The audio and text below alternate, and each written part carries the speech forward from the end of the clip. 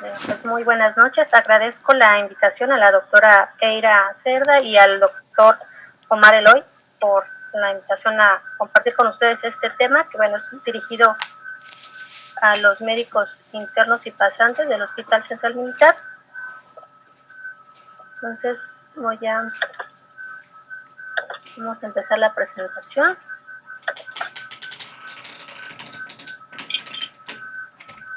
Muy bien, entonces el tema de hoy es el de osteoartritis.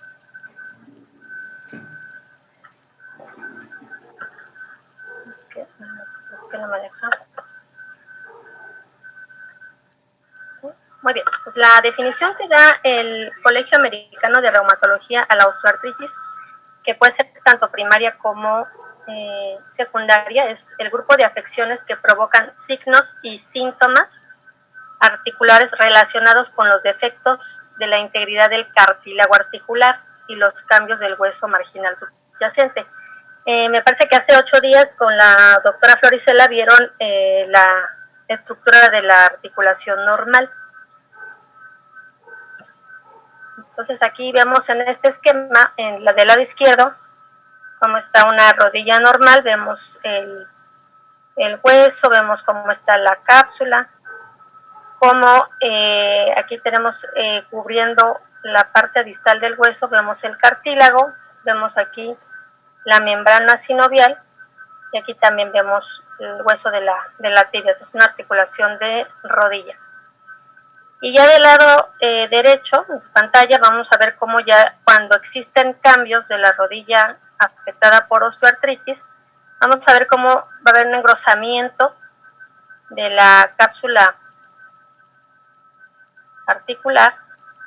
Vemos la formación de quistes óseos, cómo presenta también una alteración aquí en el cartílago, la esclerosis subcondral, que esta básicamente se va a ver en una radiografía como una línea blanca brillante, que más adelante vamos a ver esas radiografías. Vemos también cómo existe fibrosis del cartílago, existe hipertrofia sinovial y finalmente la formación de osteofitos o huesos nuevos, que esos van a condicionar, pues también en los pacientes va a ser una característica patognomónica en las radiografías. Entonces finalmente es lo que nos va a dar la deformidad en los pacientes, sobre todo en las manos. Revista importancia el tema porque ocupa el segundo lugar entre las enfermedades crónicas, siguiendo a las cardiovasculares. Por lo tanto, constituye un problema de salud pública. El grado de afectación de acuerdo a la raza pues va a ser principalmente en la raza caucásica, le sigue la asiática, después la americana y finalmente la africana. Se afecta por igual tanto hombres como mujeres. Sin embargo, la localización va a ser diferente. En el caso de las mujeres va a haber mayor afectación en las manos y en las rodillas, mientras que en los hombres va a ser un poquito más en la columna y en la cadera. Sin embargo, puede ocurrir indistintamente este tipo de afectación, pero digamos que es más frecuente ese tipo de localizaciones dependiendo del sexo del paciente.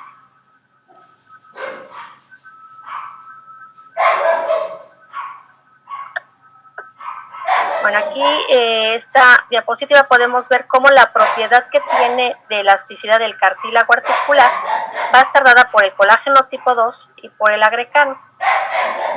Aquí a nivel de los condrocitos pues va a existir un recambio continuo. Sin embargo, en los pacientes que van a tener alteraciones a este nivel, va a generar que presenten la osteoartritis. También le podemos llamar osteoartrosis o enfermedad articular degenerativa. En esta diapositiva podemos ver la afectación que pueden existir en diferentes articulaciones de la mano y así poder hacer un diagnóstico diferencial. Entonces, es muy frecuente que los pacientes que tienen osteoartritis van a tener afectación básicamente de las articulaciones interfalángicas proximales y de las interfalángicas distales, y van a tener respetadas las metacarpofalángicas, porque básicamente las metacarpofalángicas junto con el carpo van a ser más frecuentes que estén afectadas en la artritis reumatoide. Es posible también que ustedes encuentren pacientes con osteoartritis erosiva y esos pacientes sí van a tener básicamente igual metacarpofalángicas, interfalángicas proximales e interfalángicas distales, respetando las metacarpofalángicas y respetando los carpos. Los pacientes que tienen una característica importante de osteoartritis en mano pueden presentar algo que se llama risartrosis, que es como una mano en Z, que es característica de los pacientes con larga evolución de este padecimiento. Pacientes con hemocromatosis van a tener básicamente afectación en los carpos y en las metacarpofalángicas, pero van a estar respetadas las interfalángicas proximales y las interfalángicas distales. Pacientes con artritis psoriásica, básicamente vamos a encontrar que la afectación solamente va a estar en las interfalángicas distales. Entonces es importante que tengamos en cuenta esta topografía para cuando estemos ante un paciente que nos llega de primera vez, localicemos perfectamente bien dónde está la afectación de estas articulaciones. Y pues pacientes que tienen alguna enfermedad como artritis psoriásica o pacientes que tienen alguna espondiloartropatía o algo seronegativo, generalmente pueden cursar con dactilitis. Entonces puede ser únicamente un solo dedo el que esté afectado, incluyendo la metacarpofalángica, la interfalángica proximal y la interfalángica distal. Bueno, esos son los criterios diagnósticos para las articulaciones más afectadas en la osteoartritis, que son la mano, la rodilla y la cadera. Entonces, dentro de los criterios diagnósticos, pues vamos a encontrar que van a tener cierta rigidez los pacientes, pero no se va a comparar, por ejemplo, como en el caso de la artritis reumatoide, que van a tener una rigidez matinal mayor de 60 minutos. Generalmente los pacientes con osteoartritis va a ser una rigidez matinal que dura minutos, por supuesto que no llega a ser una hora, y vamos a ver también que la edad va a ser un factor determinante. Casi siempre vamos a encontrar que va a ser pacientes, ya sea en el caso, por ejemplo, de la rodilla, pacientes que tengan al menos más de 50 años, que su rigidez dure menos de 30 minutos, que presenten crepitación, y vamos a encontrar que no van a tener los reactantes de fase aguda elevados, como sea la velocidad de sedimentación globular, y tampoco van a presentar factor reumatoide positivo. Es importante también pues ayudarnos con las radiografías para evaluar si existe datos de disminución del espacio articular en las zonas que habíamos comentado anteriormente, por ejemplo en el caso de la mano, que sea también presente la esclerosis subcondral. Entonces, bueno, es importante también apoyarnos tanto con las radiografías y en todo caso a veces podemos también apoyarnos en alguna resonancia magnética para podernos apoyar y hacer un diagnóstico certero. Entonces, sí tendríamos que hacer diagnóstico diferencial con artritis reumatoide, como lo habíamos visto anteriormente. Bueno, entonces los factores de riesgo que vamos a encontrar en los pacientes, pues va a ser la edad, como habíamos comentado, generalmente a partir de la quinta década de la vida o incluso en la sexta década de la vida, vamos a encontrar que dependiendo del género va a ser más frecuente en las mujeres. Por ejemplo, comentábamos la osteoartritis de manos y rodillas, en el caso de los hombres de la cadera y de la columna. El índice de masa corporal va a ser importante también. Generalmente los pacientes que tienen mayor carga en estas articulaciones pues van a tener como ese factor de riesgo para que puedan desarrollar más fácilmente la osteoartritis. La ocupación también, es decir, que si una articulación se sobreusa, pues va a condicionar que ese cartílago también sufra daño con mayor rapidez y facilidad. Entonces también la ocupación es otro de los factores que puede condicionar que se desarrolle más fácilmente osteoartritis. Antecedentes familiares de osteoartritis no es propiamente que se herede como tal, pero a veces lo que se heredan son los hábitos y entonces eso también puede condicionar que exista mayor predisposición. o antecedentes de daño de la rodilla, ¿no? Pacientes que a lo mejor jugaban fútbol, pacientes que probablemente practicaban algún deporte de impacto, puede ser que también a la larga eso condicione que posteriormente presenten osteoartritis. Entonces el dolor, por ejemplo, de la rodilla va a ser característico de los pacientes generalmente cuando bajan las escaleras, es decir, cuando hay mayor carga en el momento de bajar los escalones, van a tener mayor dolor. La rigidez matutina, como les comentaba, va a ser leve, va a ser a veces de minutos, como unos 5 o 10 minutos, nunca llega a ser más de una hora, como es en el caso de la artritis reumatoide, y van a tener limitación funcional por el dolor. Nosotros a la exploración pues vamos a encontrar que existe crepitación, que va habiendo restricción en los movimientos y podemos encontrar también hipertrofia, ¿no?, en las rodillas, y eso ya nos hablaría de una osteoartritis moderada. Es importante solicitar las radiografías y ahí vamos a encontrar que ya existe presencia de osteofitos, que va a haber una disminución del espacio articular, la presencia de esclerosis subcondral y los quistes subcondrales. Estas son unas radiografías de rodilla. Entonces, la clasificación que se utiliza para poder estadificar a un paciente es esta de Kellgren-Lawrence y la dividen en cuatro grados. Entonces, vemos que en el grado 1 empieza a haber disminución del espacio articular. Vamos a ver que, por ejemplo, aquí en la parte medial hay disminución del espacio articular. Empieza a ver esta línea blanca brillante, que eso nos habla de esclerosis subcondral, pero todavía respeta los espacios articulares, tanto lateral como medial. En el grado 2 vemos que esta disminución ya es más aparente, ya hay un afilamiento de las espinas tibiales y también comienza a ver ya la presencia de osteofitos. Osteofitos marginales, pero muy pequeños.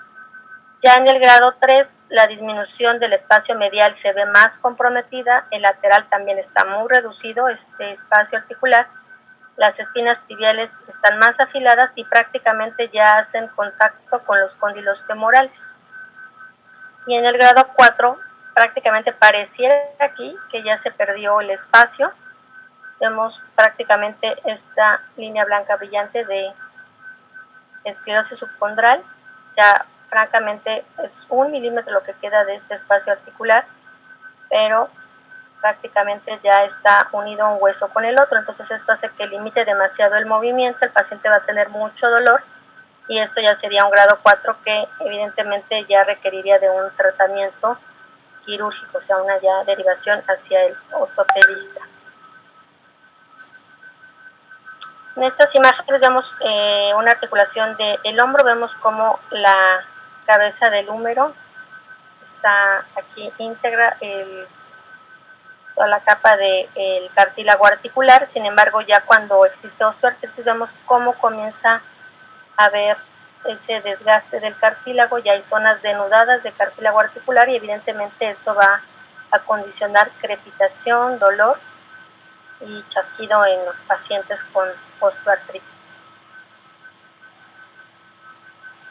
Existen mecanismos para la destrucción y para la reparación del cartílago. Entonces, normalmente existen síntesis de factores del crecimiento, de proteoglicanos, de colágeno tipo 2, de agrecano, que nos van a ayudar a que ese cartílago se mantenga saludable. Sin embargo, también existe la degradación por parte de la interleucina 1, que es básicamente una interleucina proinflamatoria del factor de necrosis tumoral alfa, y también pues existen metaloproteinasas y agrecanasas que van a condicionar también que ese desgaste sea todavía mayor. Entonces, cuando existe un desequilibrio entre la síntesis y la degradación de estos componentes, es cuando empieza a aparecer propiamente el cartílago artrítico u osteoartrítico. Entonces es cuando ya comienza a disminuir la calidad del cartílago y comienza a haber datos ya de dolor. Bueno, entonces vemos aquí cómo está íntegro el cartílago articular en esta rodilla y vemos de este lado prácticamente como ya hay un daño importante del cartílago articular y pues esto va a condicionar que exista inflamación tanto a nivel aquí del hueso subcondral como a nivel de la cápsula articular y lo que veíamos al inicio de la plática. Entonces va a haber factores que nos van a condicionar que se desarrolle como tal la enfermedad. Entre ellos pues vamos a ver que existe la genética, que el paciente no tenga un adecuado alineamiento articular, la misma obesidad y pues algunos otros factores hormonales, por ejemplo en el caso de las mujeres, el síndrome metabólico está demostrado que existen pacientes que tienen, por ejemplo, hay una importante entre pacientes que tienen síndrome metabólico y desarrollo de osteoartritis y el género, ¿no? El sexo, dependiendo del sexo que tenga el paciente va a ser más frecuente que se dañe una articulación o no.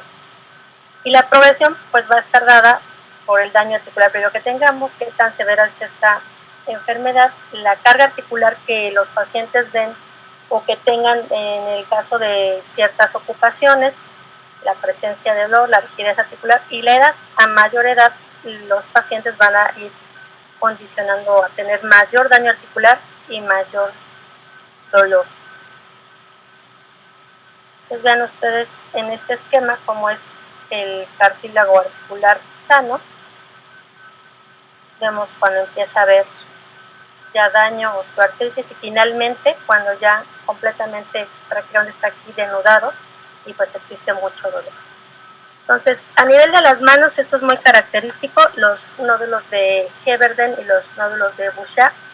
Entonces, en las interfalángicas proximales vamos a encontrar los nódulos de Bouchard.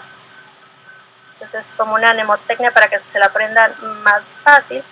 La B alfabéticamente es antes que la H, entonces los de Bouchard van a estar en las articulaciones interfalángicas proximales, como lo vemos aquí, y las interfalángicas distales, ahí es donde van a presentarse los nódulos de Heberden y estos son patognomónicos o característicos de osteoartritis y no lo tenemos que confundir con artritis reumatoide. La artritis reumatoide, como comentábamos al inicio de la charla, va a afectar las metacarpofalángicas y los carpos. En este caso, esta paciente no tiene afectados ni los carpos ni las metacarpofalángicas. Aquí vemos las metafalángicas distales que están más afectadas y en este caso, esta paciente pues tiene tanto afectadas las interfalángicas proximales como las distales, tiene tanto nódulos de Bouchard como de Heberden. Bueno, el tratamiento no farmacológico para pacientes con osteoartritis es la educación principalmente. Tenemos que decirles a los pacientes que básicamente tienen que tener una higiene del uso de sus articulaciones, tienen que realizar ejercicio, si es necesario utilizar ortesis hay que utilizarlas, es importante derivarlos al nutriólogo cuando tienen sobrepeso y enviarlos también a terapia física y rehabilitación.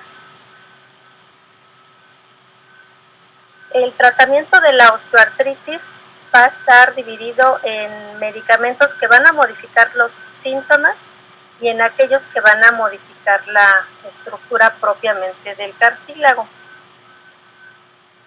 Entonces también vemos que los pacientes tenemos que quitarles el dolor porque principalmente el motivo por el que acuden a la consulta es básicamente por dolor.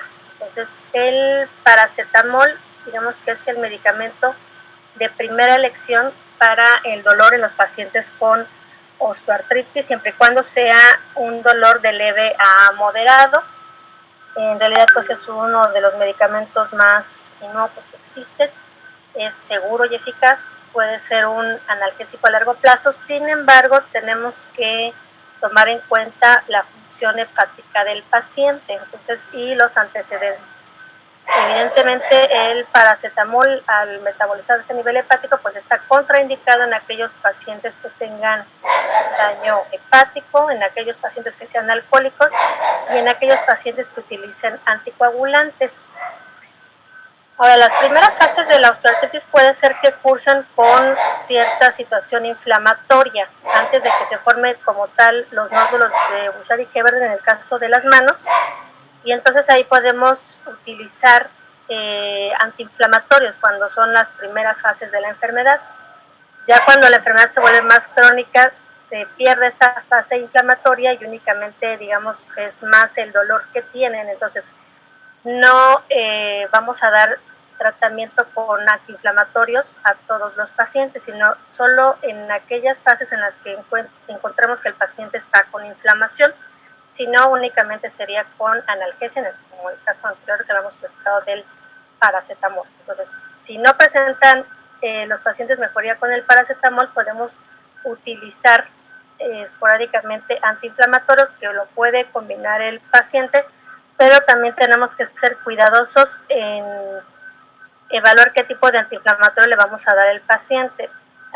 Recuerden que los pacientes mayores de 65 años pues van a tener pues ya diferentes alteraciones, ya va a disminuir como tal la protección que tienen a nivel gástrico y entonces es más fácil que estos pacientes incluso lleguen al sangrado del tubo digestivo. Entonces es importante que evaluemos bien al paciente y que no lo demos de manera crónica y que le enseñemos al paciente que debe de tomarlo únicamente cuando realmente el dolor ya es prácticamente muy intenso o insoportable.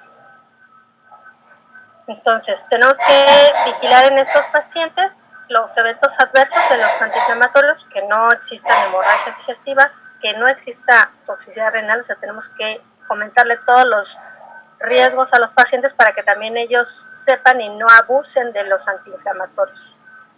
Es importante también recordar que nos van a elevar la presión arterial, entonces sí es importante que cuando demos antiinflamatorios siempre demos también de manera concomitante algún inhibidor de la bomba de protones como el antoprazol o el omeprazol.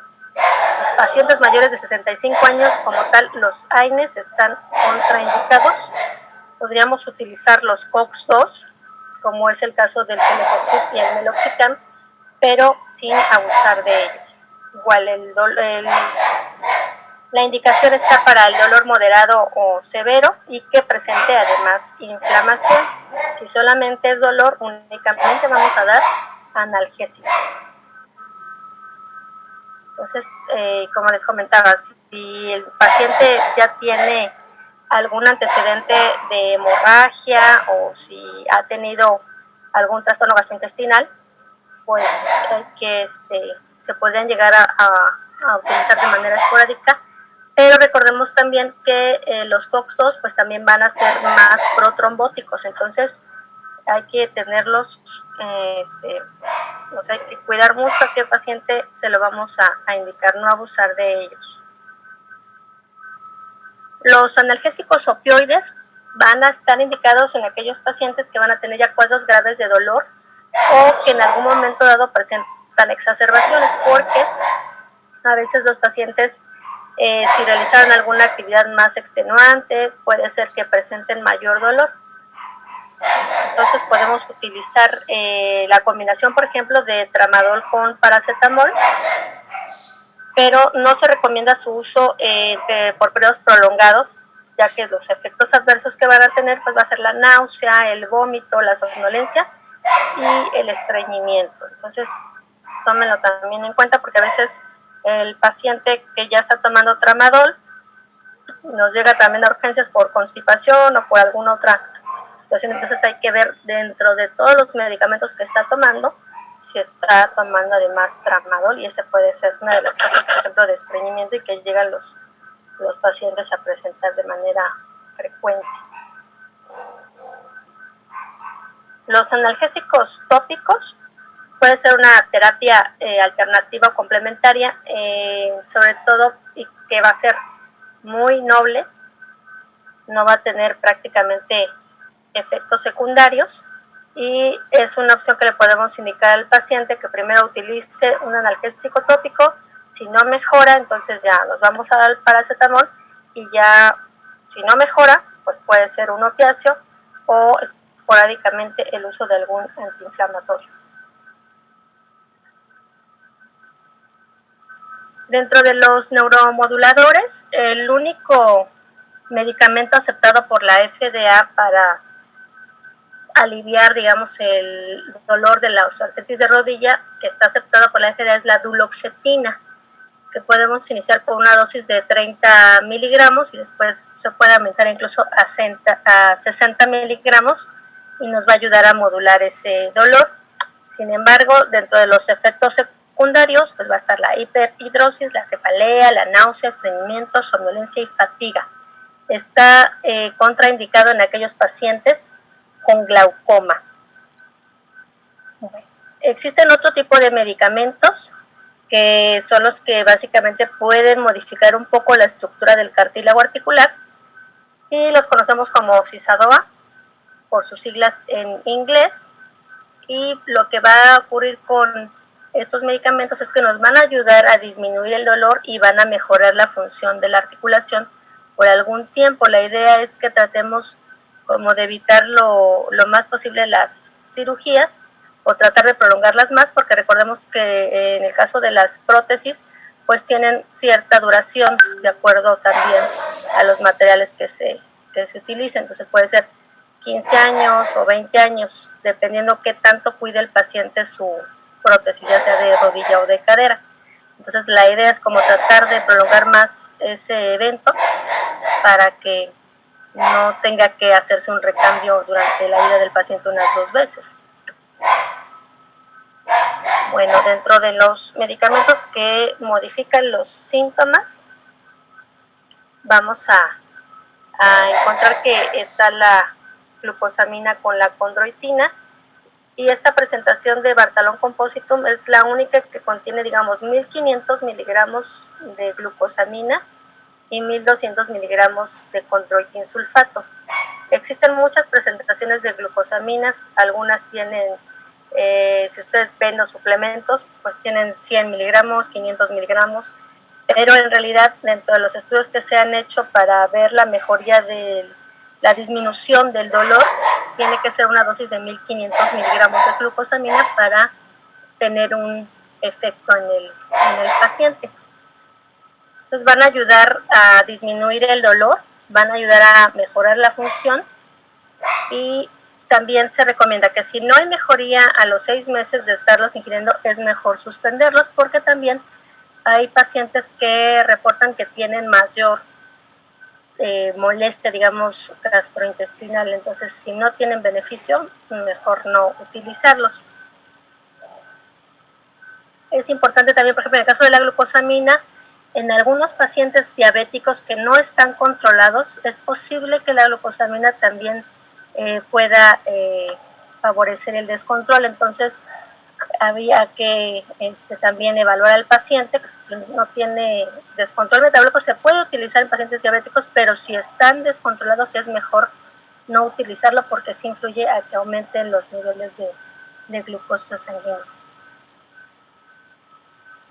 Bueno, hay otros medicamentos como los inhibidores de las metaloproteinasas o inhibidores también de la interleucina 1, aunque la mayoría de estos hallazgos están dados en estudios a nivel de laboratorio, en cartílago, por ejemplo, de conejo, pero realmente in vivo pues no se ha demostrado realmente que actúen sobre el cartílago del humano.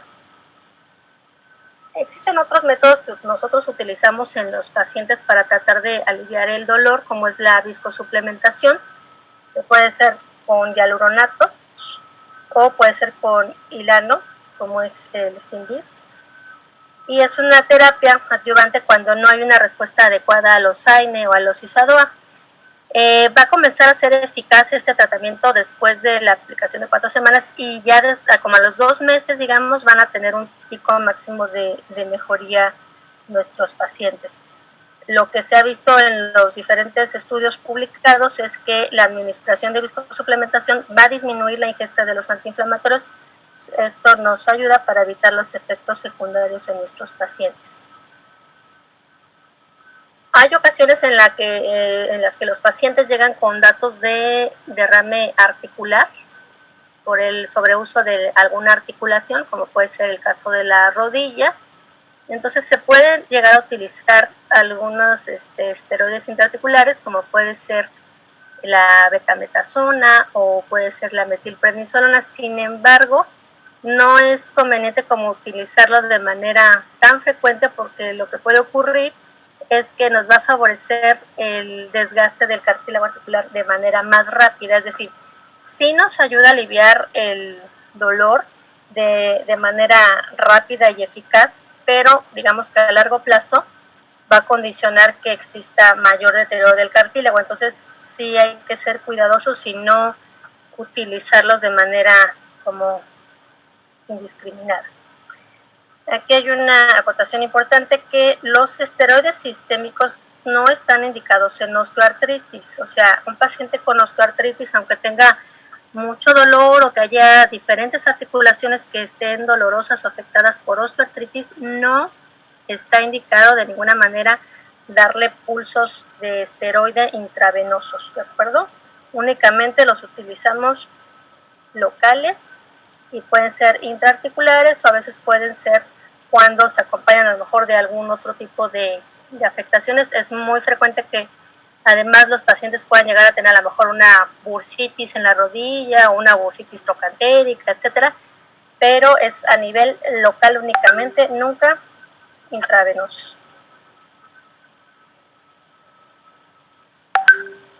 Los insaponificables de aceite de soya y aguacate, como es el tiascledine, este es un medicamento, como les comentaba hace rato, que van a inhibir la interleucina 1, pero eso es a nivel, únicamente lo han hecho a nivel de laboratorio, con experimentos en cartílagos de conejo.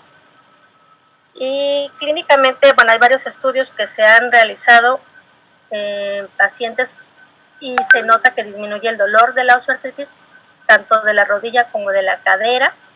Como tal, este medicamento no tiene eventos adversos, se puede utilizar tanto en pacientes diabéticos, hipertensos, en aquellos que tienen daño renal o hepático, no existe contraindicación, y lo que presentan los pacientes es mejoría en la movilidad y disminución del dolor. Este es un medicamento francés y este medicamento inicialmente se utilizaba con los pacientes que tenían datos de alteraciones a nivel de la articulación temporomandibular, y después ya se empezó su uso a extender en aquellos pacientes que tuvieran alteraciones a nivel de la rodilla y cadera, y también pacientes con osteoartritis de mano también mejoran, pero mejoran más, digamos, cuando son etapas leves o iniciales de la enfermedad.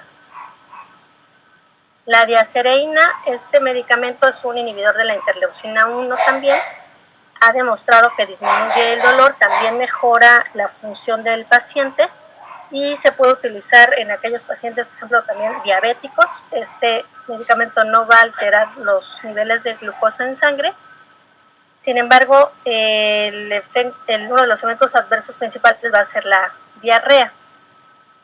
Hay otros laboratorios, como este laboratorio Sanofi, que ha lanzado al mercado este medicamento que se llama Helicart Action, que son péptidos de colágeno bioactivos. Este medicamento va a estimular, o lo que ellos mencionan es que va a estimular a los condrocitos para aumentar la matriz del cartílago. Es un medicamento que se utiliza en los pacientes, sin embargo, también no hay como tal una mejoría extraordinaria que ustedes lo indiquen al paciente y que vean una mejora espectacular. Realmente no. Igual se puede utilizar en aquellos pacientes deportistas, por ejemplo, de alto rendimiento, más como un medicamento, digamos, profiláctico, pero ya cuando tienen un daño importante a nivel articular, a nivel del cartílago articular, realmente no va a haber gran mejoría o disminución del dolor. Sin embargo, pues se puede llegar a utilizar.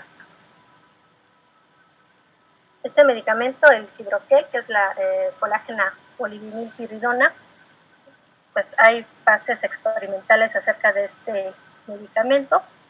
Sin embargo, no se recomienda como su uso de manera extendida porque no hay una evidencia científica que demuestre que hay mejoría. Este está considerado como dentro de las prolioterapias, que son medicamentos que se aplican de manera intraarticular como para tratar de restaurar el cartílago articular. Sin embargo, como les comento, no existe una evidencia científica fuerte como para poderlos recomendar.